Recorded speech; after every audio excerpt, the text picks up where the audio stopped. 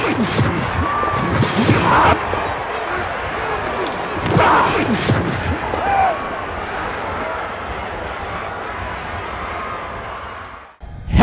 and welcome to In the Huddle. I'm your host, JT Thomas, broadcasting live from Sabraton Station. Got that right. I'm here with former Mountaineer letterman Alex Shipp from 1987 to 1991. Thanks for having me. Yeah, all right. And we have our youngster here, Tyler Anderson, 2010 to 2013. Yes, sir. We will be broadcasting here every Wednesday from 6 to 7. Make sure that you stop by and check us out. If you don't catch us here, make sure you check us out at thedpost.com. Thedpost.com. Gentlemen, let's get started. So I wanted to quickly share with you all why we're here today. This is an opportunity for you fans to have an opportunity to hear from us from a player's perspective on what we think. You know, oftentimes we sit by the coffee break room or in the lunchroom and we're always asked, what do you think about WWE football? Well, every Wednesday from 6 to 7, you'll have an opportunity to hear directly from former players. Gentlemen, let's break the hump. Let's get right into it. September 5th, WWE takes on Georgia Southern, the Sun Belt champion of 2014. The kickoff time is 7:30 p.m. at Miles Pushkar Stadium. Guys, let's get ready to talk about these Eagles, Georgia Southern Eagles. These guys are coming up here after winning a championship. Well, they won the championship and they had the misfortune of not being able to play for a bowl game. So this team is really interested in coming here to play against a Mountaineer team with their eyes on sort of victory. If you would, Alice, give me a little thought on what you think about these guys coming up here, the Georgia Southern team. I think they're going to be excited to play us. We're certainly going to be one of the marquee teams on their schedule. It's their opportunity to go out and show that they can prove it on a big stage. They rose to the occasion last year when they played NC State, when they played Georgia Tech. They took those guys right down to the wire, and I expect they're going to come in fired up, excited, and ready to play. They have some talented guys on that roster. Absolutely. If I could mention quickly that team is coached by Coach Willie Fritz. You got to think about what these guys came and did. You know, they came in the 2014 season as a newcomer to the South Belt Conference and won the whole league. If you would, what do you think it takes for a team like that to come in first year in a conference and win out and not play for a bowl game? They're just going to be hungry. They're going to come in town. Probably biggest game on their schedule. They're a small team coming to a big stage. They're going to be hungry. They're going to want to get this win. This is the win that they're going to talk about from here on out if they could succeed. And why is it they didn't go to a bowl game? Because it was their first year on that level of competition. I mean, everybody in the country makes a bowl game. This team went 9-2 and something to that effect. Undefeated in their league, won their league. That's a dumb rule. That's the rule that's in place where they were newcomers to the league, which meant that they needed to sit out 1 year before they became bowl eligible. Very surprising for that team. I guess it would be surprising for the conference to see a young team such as Georgia Southern come in and win out. But you know, that's no real deal when it comes to Georgia Southern. These guys are used to winning championships before they got into FBS contention. They've been very successful over the last couple of years and being very competitive in their conference. So they are the newcomers on the block, and I guess we'll hear a lot from them coming up soon. I want to tell you a little bit about the team, Tyler. The team runs a spread option. They got a lot of talent. They got talent at quarterback. They got talent at running back. Defensively, they run a funky 4-2-5 defense, which is quite funky. That means they like to have people in coverage, sort of like our 3-3-5. They want more defensive backs in that secondary, which makes this team a tough team to guard running the spread option. A team like this, you have to play your certain responsibilities. If you're a down player, you play the dive. If you're a linebacker, a quarterback, pitch player, this is a game going in a situation where you have to do your responsibilities to be successful. I agree with that. I mean, when you think back to it, I think back to when we had Pat Slayton and Steve White. Both of those guys, Pat made a triple option or a double option guy where he could either run the ball or pass the ball. And then once he passed it or pitched it out to Steve, I see these guys with the same type of momentum, the same type of play. That running back they have is top notch. Looks like he ran for about 1,500 yards last year. He was the player of the year in that conference. Was able to see a couple clips of him. He's got breakaway speed. Nobody caught him from behind. He was out running D-backs with angles on him. He's going to be a handful. I think the tendency is you want to put all 11 guys up close to the line of scrimmage because they don't throw the ball a lot, but then you have the situation where if a guy gets a little seam, this guy can take it to the house. Absolutely. They're going to be gone if they get a crease, and they pull up and throw the ball every once in a while. At the end of that Georgia Tech game, they had some receivers running wide open down the field, hit a couple long passes, missed a couple, but had guys wide open just because of the surprise factor. They're running it 80% of the time, 70% of the time, so you got to watch them. Absolutely. This player that we talked about is Matt Breda. Matt Breda is first team all-conference for the Georgia Eagles. One particular player that we won't have to worry about as much is they had a stellar quarterback in Kevin Ellison.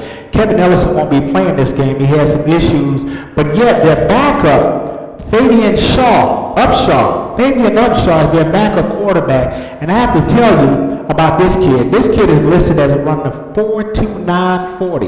So you're talking about having a second running back in the backfield with this guy out there. So we're really going to have to play these guys, and as Coach Gibby says, this is no easy walk in the park. I think we really got to concentrate and make sure we found on all cylinders.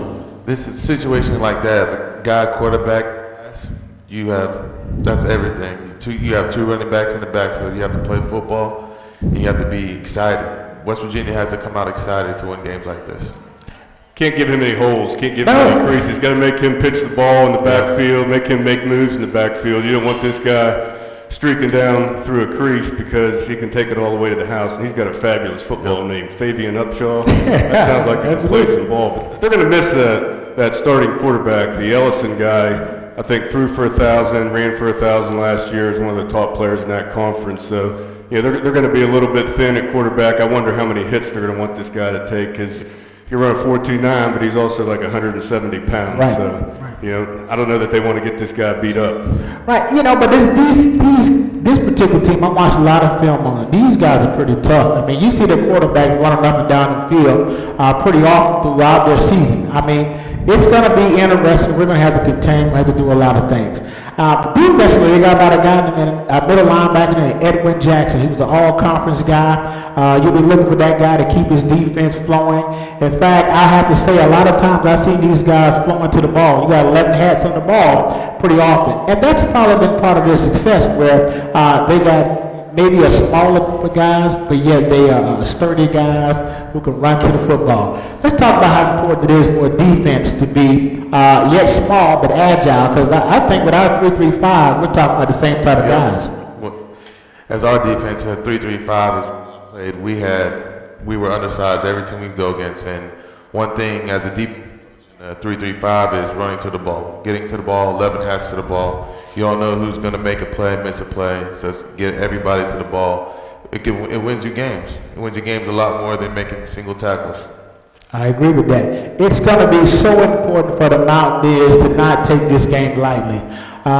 As I mentioned before the start of the show, these guys want to be the next Appalachian State. They want to come in here and really give it to the Mountaineers. And I watched Coach Holgerson today, some film on the coach, and he talked about starting 2 weeks early to make sure that they really get a handle on these kids. And I think, we're preparing. I think the guys are hungry after playing the spring game. I see guys like KJ Dillon talking about getting ready for football. See, he can smell football in the air. Let's talk about being a player and getting ready for that first game. What is it like? These guys right now, I've played with this group right here, came in whenever I was a junior. And these guys, this is a special group of guys, this group of seniors coming up. And they remind me a lot of Brandon Hogan's. That secondary reminds me a lot of Brandon Hogan's, the Rob Sands, and Keith Tanneys. And they're aggressive. And that's what you want to see as a defensive back. And the linebackers, like your son JT, those guys right now remind me a lot of them. And that's a special group that's going to be here. I agree. So let me ask you this question, Alex. We are coming off a 7-6 season. There's a lot of chatter going on in the off season.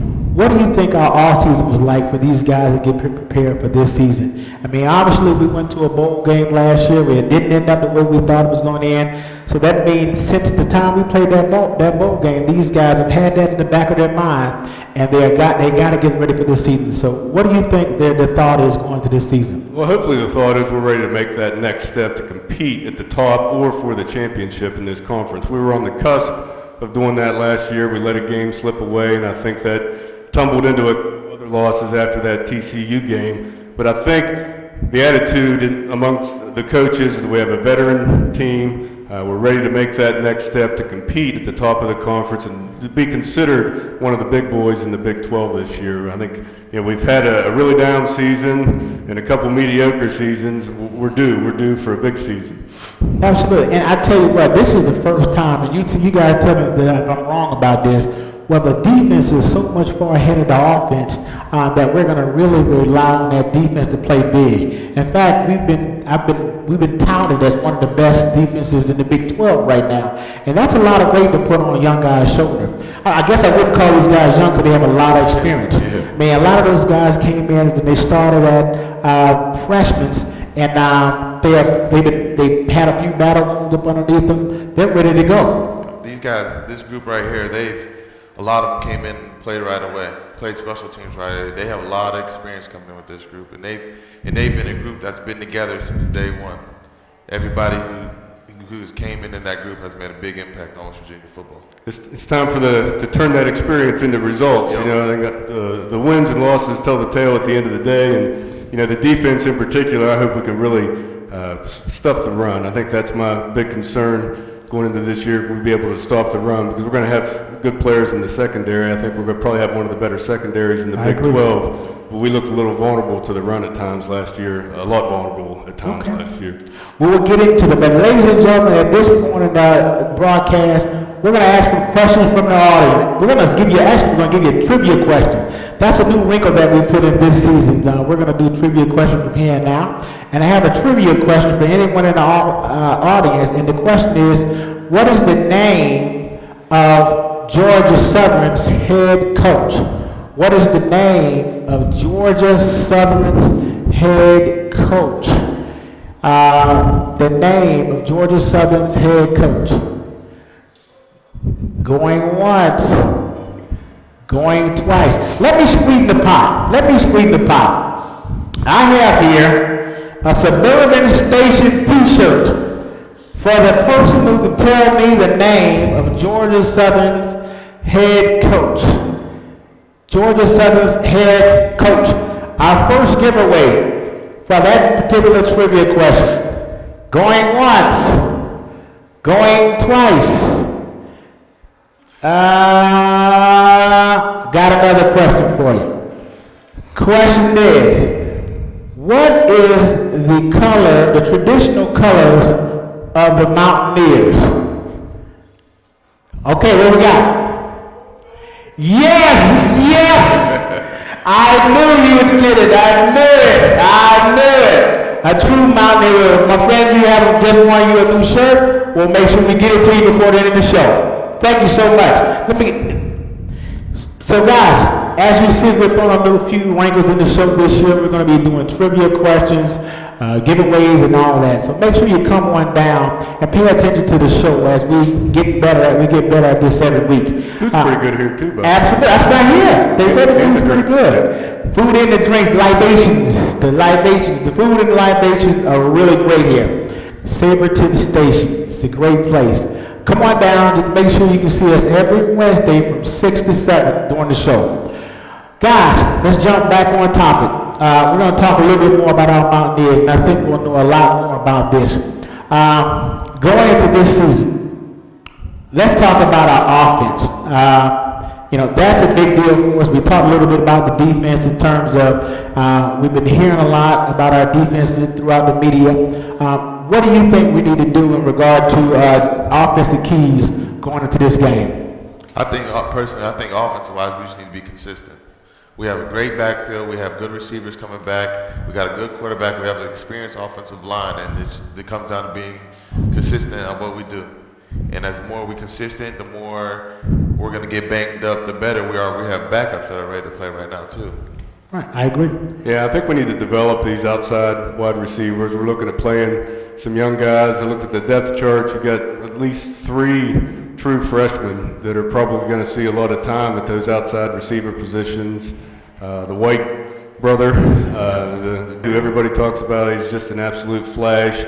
Sounds like he's going to see a lot of time on the outside, and Gary Jennings, who certainly doesn't look like a freshman. He looks like a grown man at 18 years old. But I think those guys are going to have to develop. It's going to take some time. We might have to lean on Da'Keil Shorts and Jordan Thompson on the inside, a couple of veteran guys, and I think Da'Keil has the ability to go outside if we need some help on the outside. But it's going to be interesting to see how these freshman guys develop and how they develop a rapport with Skylar Howard, who really has a pretty short resume as a quarterback, and how he's going to develop this year. That is really the interesting question. Is you got Skylar Howard, who's coming in with a couple games under his belt. One interesting thing that I think that I'm really high on is the fact that all the games, the couple games that he played with great poise. He played with the desire and the will to get better.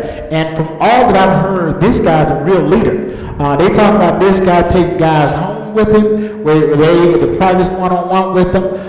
They talk about how he's the first in and the last to leave. Those are the qualities that you want to have in a signal caller. And I have to say, the sky's the limit for Skylar Howard. And I think he got a lot of help coming down the way. I think he has receivers that really want to catch the ball for him.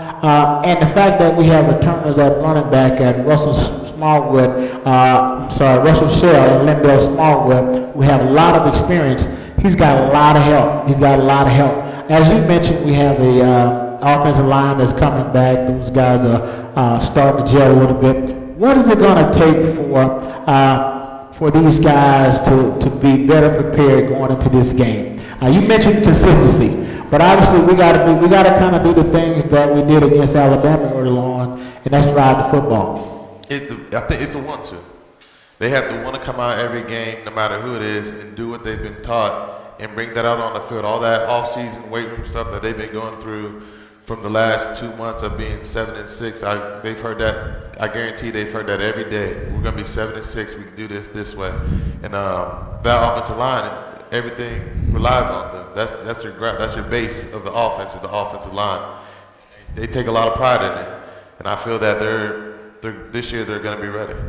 We're going to have a young guy starting on the outside. Yeah. I think the Yodne Kajuste, I'm not sure if I'm pronouncing his name right, but we're going to have a freshman out on the outside, so that's going to be interesting to see how he protects Skylar. I think that's his blind side too, and fortunately Skylar has the ability to scramble a little bit. Don't want him doing a ton of that, but he is dangerous with his legs as well. But I agree, it all starts and really ends with the offensive line. If they can't create holes for the backs, and if they can't give Skylar some time, then we're going to have a long season. But I think everybody ought to be really, really excited, fired up. If you can't have smoke coming out your ears on that first game after you've waited all summer long, been hitting your own teammates, it's going to be a night game. Mountaineer Field might even be dark at 7:30 by that time. September 5th rolls around. It's getting dark. Cedar out there, so it smells like football's in the air. This little bit of cold weather we've got, so hopefully we'll get a nice cool night for the boys on September 5th. I'm sure it will. Guys, let's transition right into this defense that's being talked about. This defense who, as recently as yesterday, been talked about as being probably the best in the Big 12. That's saying a lot, guys. For West Virginia defense to be as young as these guys are, I say young, but they're more experienced than a lot of defenses we've had in the past. What have we got to do defensive-wise, first and foremost, to deal with the opponent that's in front of us, Georgia Southern? They haven't seen a lot of this triple option stuff in the Big 12. What are we going to have to do, Tyler? We have to stop the run.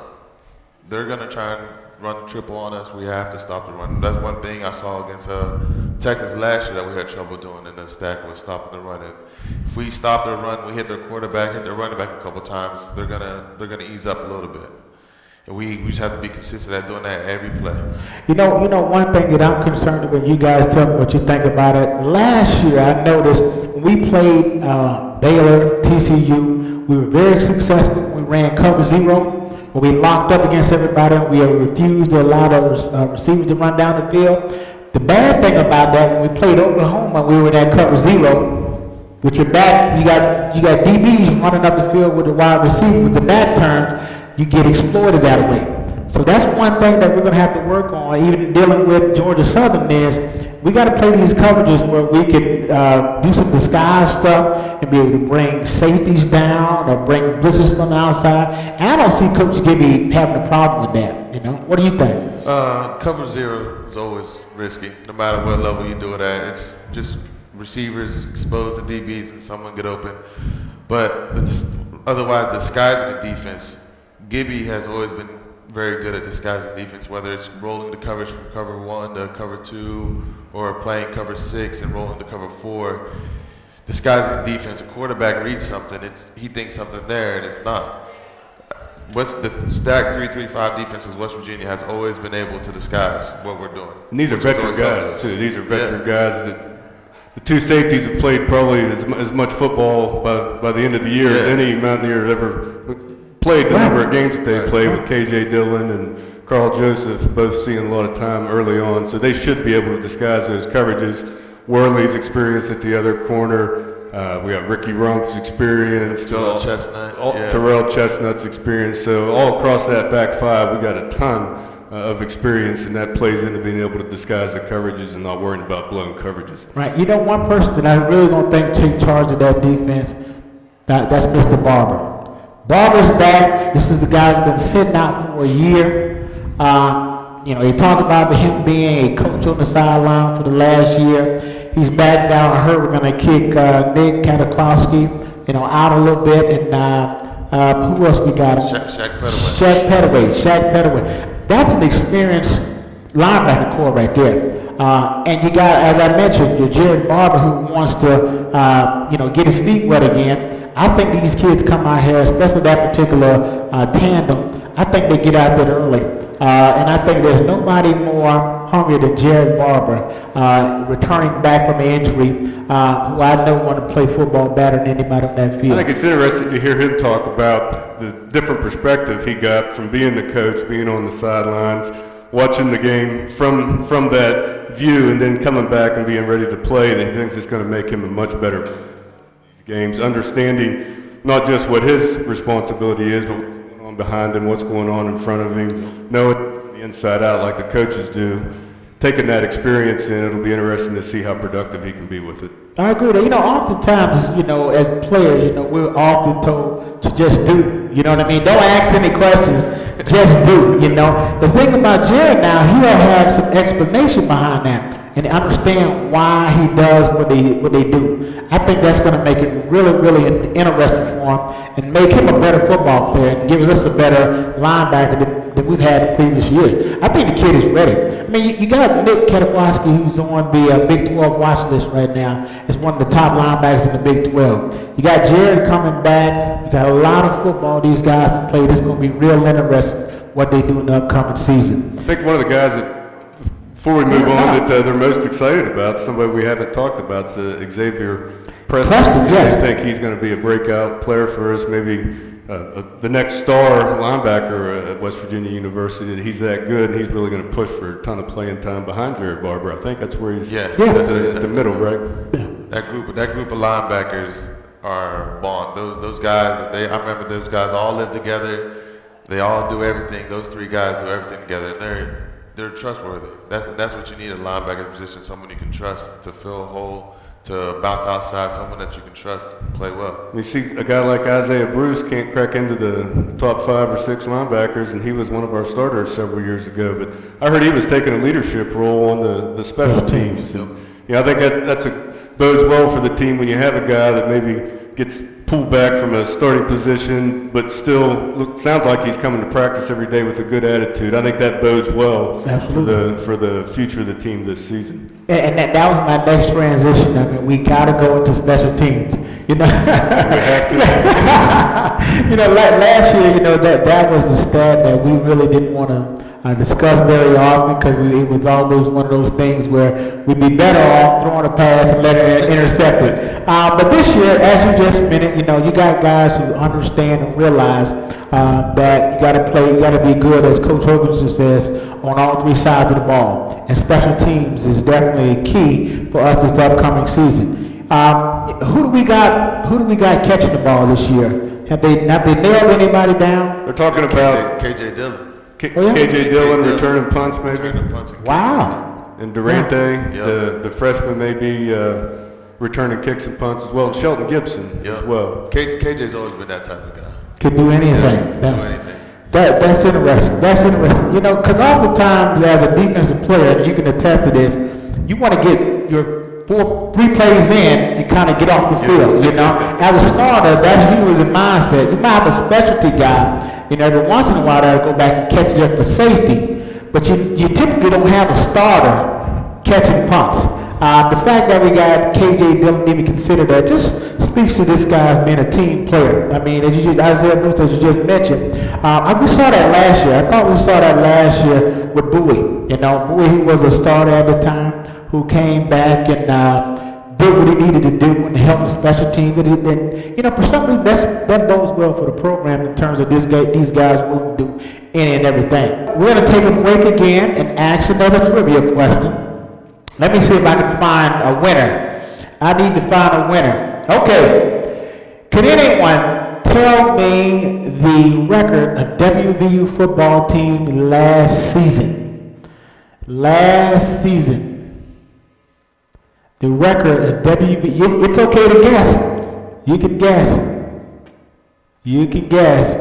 WVU football record. 7-5. I'll take 7-5. Sir, so we just had a debate. We had a debate earlier about the regular season record, and the debate is listed on the website as 7-6, right? They include the bowl game. Okay, but I'm with my friend right here, 7-5. 7-5 would be the regular season record of the Mountaineers. You are a winner, sir. We'll get you something here at the end of the show. Thank you. Thank you so much.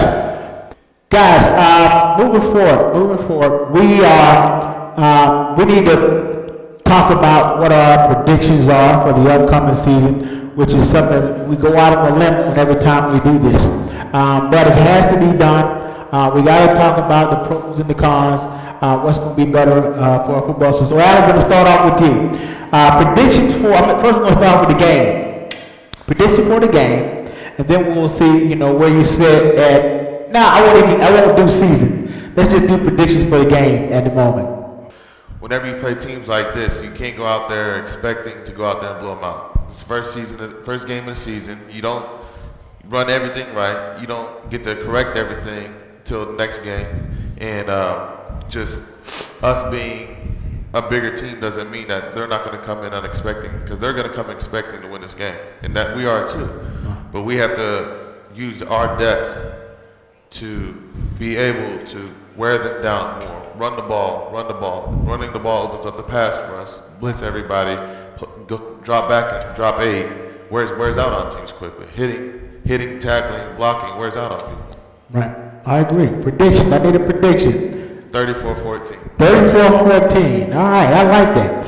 I agree with that. I mean, you're going to get it across the board. You know, I think the Mountaineers are itching at the just itching at the bit to play football. And when you get the Mountaineers ready, as I believe they are, and I truly believe they're ready to get after it, they're going to go in this game and they're going to want to execute and be the best team that they could possibly be. And I see them coming out doing some great things.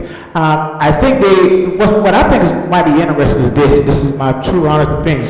I think we may sit back and see what they do because they run a style we haven't seen in a long time. So we might give a little bit more than we would normally give when we key teams up, because this team can be very surprising, in my opinion. But I think once we settle down and figure out what they're doing, I think Coach Hogerson opens up the floodgates and make things happen for our football team. I think we, walk out that point with more than 30 points. All right, and defensive-wise, I give them probably be around 21 points if they get that. I feel strong about the Mountaineers, especially for the first game. We'll have a nice large crowd because everyone wants to see the first game. I'm sure they do. So we'll have a nice large crowd. The weather will be great. I think our guys will be ready to go. So let me ask you this. Going into the game, players for the Mountaineers that we need to, on defense, players on defense that we need to watch out for. KJ Dillon. KJ Dillon. KJ Dillon and Jared Barber. Jared Barber's going to have he's going to be hungry. He's set out all last year, and he's ready to play football. Okay. Now the debate now, Carl Joseph is one of the hardest hitters in college football. What they say, I'm sure Carl Joseph will have a lot to say in terms of him showing up playing football on Saturdays. So Alex, defense-wise, who we need to have an eye open for? I think the inside guys, you won't notice them, but hopefully they're taking up a lot of the blocks, and Absolutely. you're not going to have any big seams in that defense. They're going to be forced to pitch the ball to the outside, which kind of plays into I'm not a defensive guy, but plays into the strength of that 3-3-5. We got so much speed on the other side of the ball that they're not going to be able to run around us. So if our inside guys eat up those blockers, Kwiatkowski's going to have a ton of tackles, Barber's going to have a ton of tackles, and then our outside guys are going to clean up any pitches that come out of that option. Right. I would agree. My guys are KJ Dillon and Carl Joseph. Nick Kwiatkowski, because I'm a linebacker, you're a linebacker. We got to always throw a pitch in there for Nick Kwiatkowski, who led the team in tackles last year, was all Big 12, a linebacker. I'm looking to see him do some big things this season, and I know that he's just not going to settle back and not be as productive as he was. So I'm excited about defense. As I mentioned, this is probably one of the most celebrated defenses that we've had in a long time, when you got a lot of guys with a lot of experience who know how to get after the football. One thing that I know that the coaches talk about more, and that is getting more turnovers. We have to do a better job of getting turnovers this year, because that's a component of the game. The more turnovers you have, the more chances, the better percentages that you have of winning the game. So let's go to offense. Offensively, who are the guys, the key guys we got to? I'm excited for Skyler. I think he's confident. I feel that the kids trust him. I feel if you got a quarterback you can trust, you can run an offense. I think he's ready for it this year. Yeah, I want to see him protect the ball too. He did a good job of that last year in his appearances. I think 8 touchdowns with no interceptions. He might have had a fumble or two, but he's going to do a good job protecting the ball. If he protects the ball for us, then we're going to have a good offense. Right. But I look forward to watching our offensive line to see. We got a couple new guys in there to see how they match up with their first game experience. Even though we're playing the Georgia Southern and not Alabama like last year, everybody's going to be excited. So I want to be able to see the offensive line, push them around a little bit so that we can run the ball when they expect us to run the ball, that we can move the ball at will on them. I think that'll bode well for our games in the future, and not if we can't push this team around, if we can't push Georgia Southern around when it comes down to playing your Oklahomas, Kansas States, Texas with the big boys. If we can't push Georgia Southern around, we're not going to push too many teams around. So I'm hoping we can dominate the ground game. I agree. I think this is an opportunity for Skylar Howard to really come in and show that he is in command of the game. I mean, this is a great game for him to really come out there and really just get a good handle of the game. And I think he'll be successful in running the ball as well as passing the ball. But I think his backups or his release will be our 2 running backs. I think Russell Shell, started off last season before he got injured and was doing a great job. In fact, I think there was a stat one time he was scoring at the first drive, for the first couple games. I think maybe 50-60% of the time we were scoring on that first drive, and he was a large part of that. Same thing with Lindell Smallwood. Now you have a guy in Lindell Smallwood who has several plays underneath his belt. I think he's going to be just another guy, another component of the offense that I think will help us out in terms of being a better football team.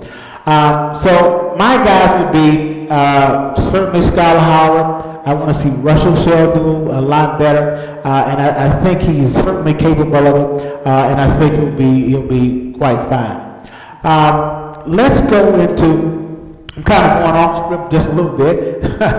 I'll do that from time to time. But let's talk about, I brought this question up last year. How far are we away from winning a Big 12 championship? I don't know. That We haven't seen anything yet that shows us that we're contenders in weeks 10, 11, and 12 of the season. We showed a little spark last year. Yeah, we were a play or two away from beating TCU. We beat Baylor. Yeah. But you got to be able to do that over a course of a 12-week season, and we haven't shown the ability to be able to do that in the Big 12. And I've never thought that we were unable to compete in this league, and I don't think it's that huge of a step up from where we were in the Big East. Certainly not the old Big East. Right. But if you think back to the old Big East, we weren't winning championships every year in the old. Right. I think we won. One, two, Yeah, and we fought at the top there most of the time. We were in the upper half, and then we dominated the Big East recently. It's not that big a difference. I think we've had some down years, quite frankly, the last couple years. I don't think it's a matter that this program is unable to compete at the top of the Big 12. So I don't know. I've danced around your question a lot. I think it's a situation when we're playing. With top-tier programs throughout the country, we're not going to win the league every other year. It's just not going to happen. I'd like to think that we could consistently compete in the top half of the league. And every few years, when you got a senior-laden team and some special players, that we might be able to compete for a championship. And it doesn't look like, if we can see that next step this year, it doesn't look like we're that far away from being in that position. I agree. What do you think, Tyler? Just consistency. Last year we showed spurts of we can win those big games, and we also showed spurts of we can lose the small games. Right. Like coming up, just consistency. If we're consistent throughout the whole season and get good at what we do, we'll be okay. Yeah, that's the difference. So you talk about win the big games, which we beat Baylor and we almost beat TCU. And what's the small game that we had coming up the next week? It was Texas. Right. I mean, we're going into Texas. It's not like we were going into playing the weak sisters of the poor right there, but that was, on paper a game that we should have won. That's the difference between being in this league and being in the league that we were in before, where your big games were Cincinnati and all due respect, those are good teams. There's no getting around it, but it's just a different level. Absolutely. They've got 50 or 60 big-time players on their teams. The Texases, the Oklahomas, 70 or 80 probably, where there wasn't as much depth perhaps in the leagues that we were playing in before. I agree. I mean, when you think about it in the grand scheme of things, I think there's a lot of parity in the Big 12. I mean, any given year, someone else can be leading or winning the Big 12 championship. When I sit back and think about the games we were close on, as you guys mentioned, TCU, Baylor. In fact, I had all but said we would win the Texas game. I didn't think Texas was quite ready for it. They had lost a few games. We ended up dropping that on the carpet. We left a lot of plays out on the carpet. Texas Tech, we came out and did a great job against Texas Tech, but you're banging week in and week out. That's unlike the Big East. You almost have a break, at some point in the Big East, but in the Big 12, you're banging week in and week out. And you can attest to this because I'm sure 2 years ago, when we got into we've been in the Big 12, 3 years, 2 or 3 years. That first year, I have to say this, I remember you guys going out to Texas. And I thought that was probably the hardest hit game that I saw in college football. I mean, you guys really had to be sore after that game. If you can speak to that, what was that game like for you guys? It's rough, especially going to Texas. It's not a short flight to Texas. It's not like Cincinnati or going up to Pittsburgh. It's rough, and especially my senior year when we went to Texas, came back home, and then next week you're going at Texas Tech. that 2-3 day process, it wears on your body a little bit. Yeah. That's something that you have to prepare for mentally and physically. I agree. I mean, as I mentioned, I thought there was a lot of parity in the Big 12. As you mentioned, Alex, I see the Mountaineers fitting up in the top tier in the next couple of years. Because I think it took us 3 years to get the defense where it is, right? The defense is, I think personnel-wise, I think Gibby is really getting control of what he knows what he wants to do. Now it's about him bringing in the personnel that he needs. I think offensive-wise, we've been bringing in junior college guys, filling the gap. When we start getting a pipeline of guys committing to West Virginia, offensively strong guys, that's what I think we start jumping the frog, is when we get guys who come in as freshmen and work through the program. You got a guy like William Crest. That guy getting his third or fourth year, you're talking about an offensive leader. If he can get it, you're talking about an offensive leader who can really turn things around. Defense, I think we're where we need to be. Offense, I think we have the coaching ability.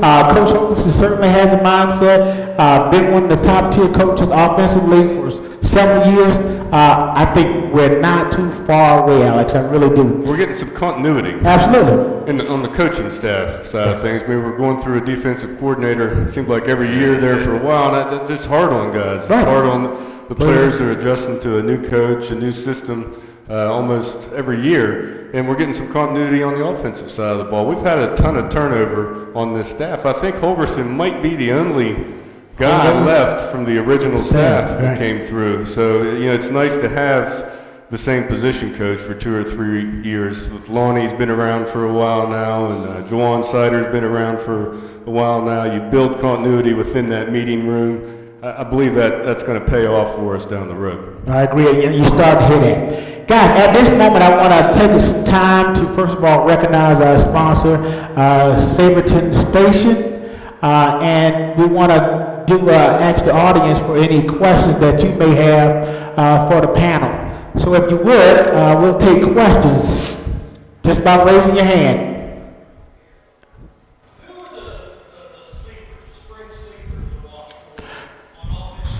Okay, the question was, who are the spring sleepers to watch for on offense and defense?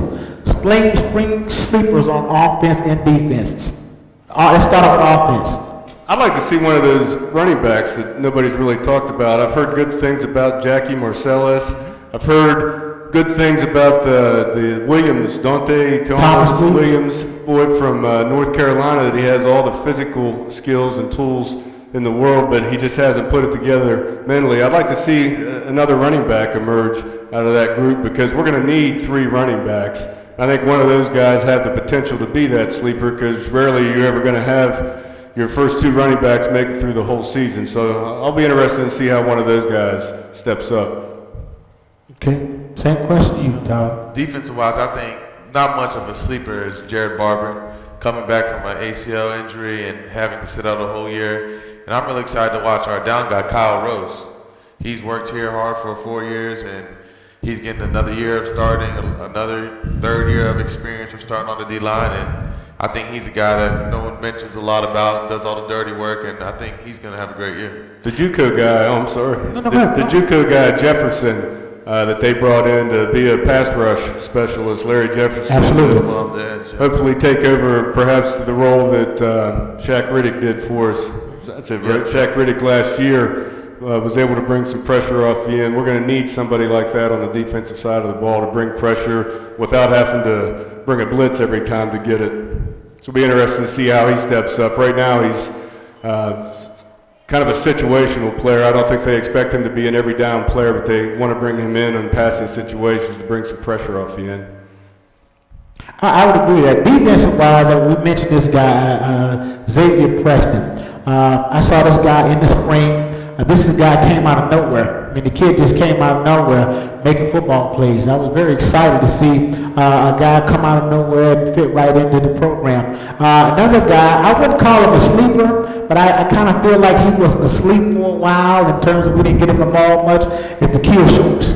I think we need more production out of Tequila Shorts. And I think if we get that, I see Tequila Shorts being a replacement for Tavon Austin. right? And I think he has that type of capability, but again, I think he needs to bring it to the forefront. Okay. The queue wasn't asleep. We had Kevin Williams and Mario. That's what it was. We didn't use him as much as we probably should have. Gotcha. Balls to Okay. go around. I would agree with that. Any more questions? Any more questions? Questions? Something, you got a question? Yes, sir.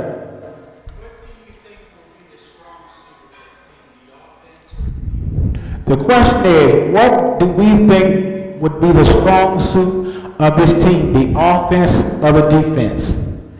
I think we might agree on this. Yeah, I think everybody expects the defense because of the experience coming back, because of the depth that we have on the defense and some of the improvements that we've seen over the last couple of years, that this is going to be the strong point of the football team. That, coupled with the fact that we have basically a new quarterback, so you don't really know what's going on with the offense. So I think everybody expects that the defense is going to be the strong point. And I would agree. I mean, you got to think the last time we had a defense, I can remember back to where we had the whole secondary go to the NFL. I'm gonna go back to my day, 1996, I believe. The whole secondary went to the NFL. You got Mike Logan, Aaron Beasley, Charles Emmanuel, and Van Washington. All four of those guys in the secondary went to the NFL. And I have to say, I don't remember another team that the whole crew went to the NFL since '96. The whole secondary. JT's crews, but Brandon Hogan and Keith Tandy and Rob Sands, that was close. That's probably the closest one, closest group. Now these guys here we have now Chestnut, Henry. Certainly Dylan, Joseph. Who was the other corner over there? Nando? Worley, yeah.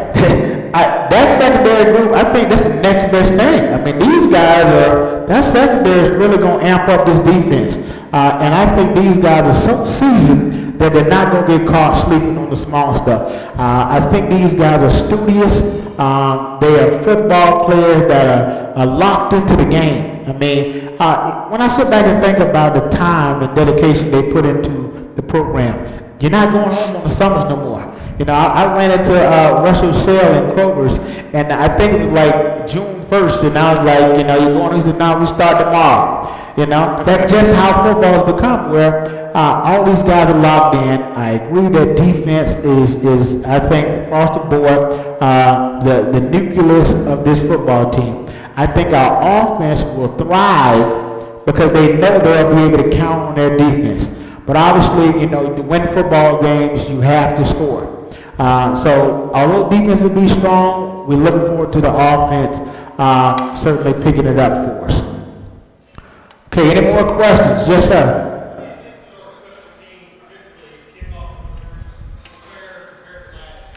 Okay, the question was, how do you think our kickoff team will fare compared to last season?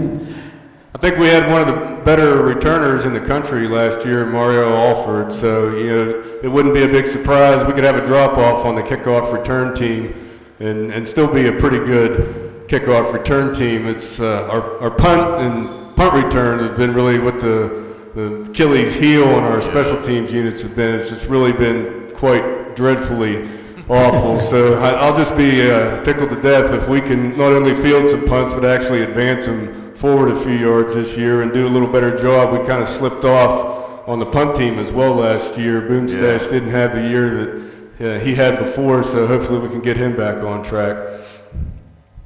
Yeah, I think from the kickoff team standpoint, just as Alex said, I think we're going to be fine. I think we're solid there. I didn't see anything that stood out to me that would cause me any pause in saying what they are capable of doing. When I think about the whole process of the kick return team or even the kickoff team, I thought we covered well. Kickoff return team, I thought we advanced the ball beyond the 20 more times than not. So I think we're good there. As Alex mentioned, you know, I think special teams is really that puzzle that puzzle that we're all concerned about. And I have to say, I saw a clipping of Coach Hogerson talking about guys spending an extra 15, 20 minutes catching punts.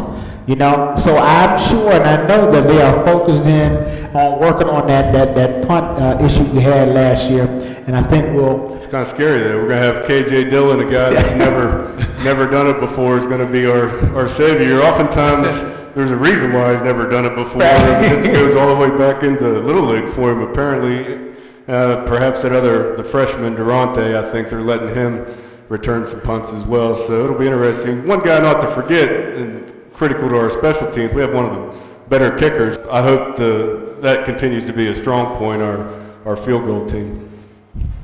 Yeah, we are, you know, kicking wise, I just think that the only thing that we're really focused in is that punt team, that punt return team. I think other than that, we're pretty solid. I think we wouldn't have to worry about that so much. Okay, any more questions?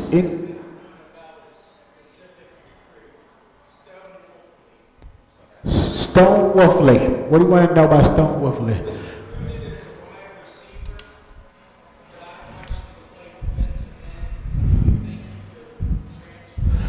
Have you seen what his dad looks like? I don't think he's got wide receiver written, but WR ain't going to be beside his name in the future. I think he's a tight end type body, defensive end type body. Probably not an offensive lineman. I think he's a pretty skilled guy, but he's going to move down a little closer to the line of scrimmage. He looks like a tight end to me when I saw him. So you're saying that you saw him as a defensive end? Yeah. I think at this level, I think it'd be safe to say he'll probably stick around that tight end position. Body type wise, you just see him fitting in that type of mold. Again, haven't done a whole lot on Stone. I mean, from seeing him, but I just think he's more of a tight end type of guy. You know, I think he would enjoy catching the ball in this offense.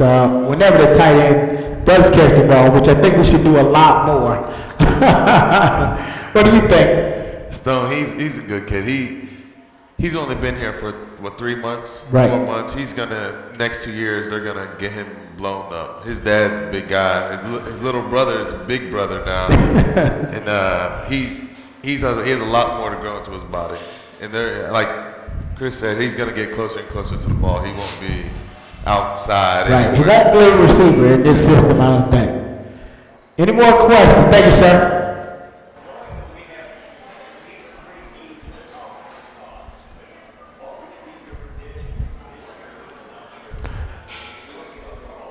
Okay, the question was, knowing that we have 3 teams that we play in the top 25, what would our prediction of being in a bowl game, postseason bowl game?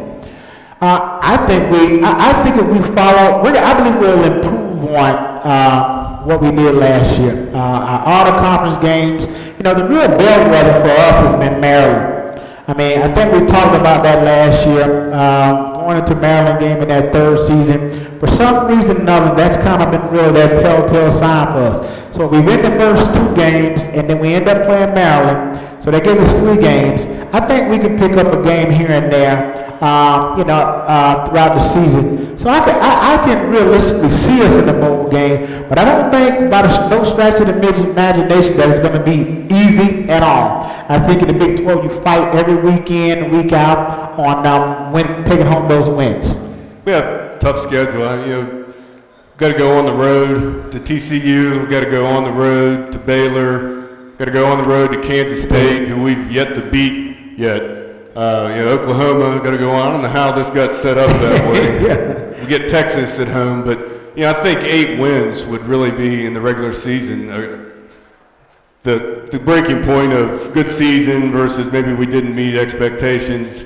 The 8 win, anything better than 8 wins, I think would be fantastic for us, and anything less than 8 wins, it feels like we're kind of stagnant, stuck in neutral. Right.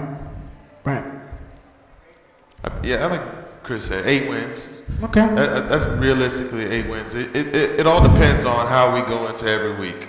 If we go into every week with a mindset that knowing West Virginia, being back in the Big East, knowing that we're the underdog, that puts a chip on your shoulder. And when you have a chip on your shoulder, you play well as a whole. So I think week by week, it just depends what team shows up. They better have a chip on their shoulder in that Week 4 game going to Oklahoma, because hopefully we're going to be 3-0, and they're probably going to be undefeated as well. So we better have a real big chip on our shoulder. And I've noticed that every time we play Oklahoma, it's become a real dog fight. And for the most part, that's one of our games that we can mark as that big game. Well, ladies and gentlemen, it's about time to wrap it up. I want to first off thank Sabraton Station for sponsoring this event. And as I mentioned earlier, if you want to see us, you can come here every Wednesday from 6 to 7 p.m. If you don't catch us here, you can always check us out at the dpost.com football section. Ladies and gentlemen, again, I want to thank you for coming out. See you next time. Until next time, huddle up.